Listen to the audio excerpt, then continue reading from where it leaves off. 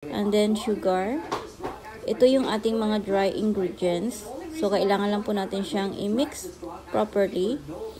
Siyempre, nag-add po tayo ng butter. At dito is kakamayin lang po natin para ma-achieve po natin yung texture ng ating dough na para siyang buhangin. So, dito guys, hindi po natin siya kailangang i-knead ng maigi. Hindi po tayo gagawa ng tinapay, kundi gagawa po tayo ng crust base para sa ating tart.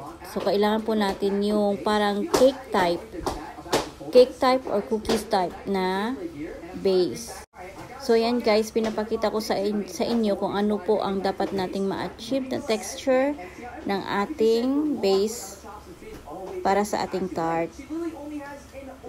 So, ayan po. At saka kung maano na po natin siya, mag-add po tayo ng egg para po kumapit yung ating mga dried ingredients. Same lang po, hindi po natin siya kailangang i-knead. So, tama lang po siyang mahalo.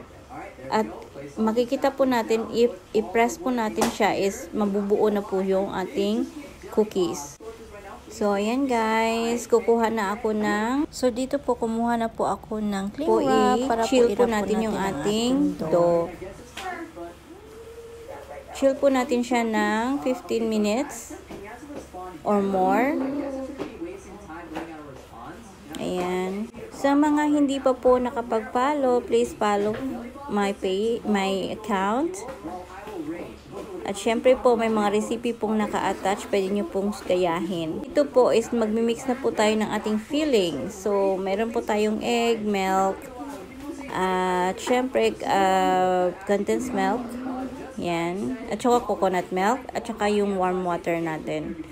So, ipopost ko po yung ingredients mamaya together with the photo para po sa inyong recipe.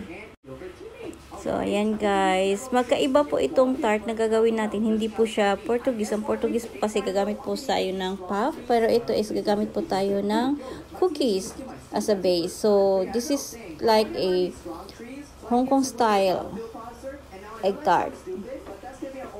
At kailangan po natin dito i-strain yung ating filling para mawala po yung bubbles at maging smooth po yung ating filling after baking. So, dito guys, mag-mold na po tayo ng ating dough sa ating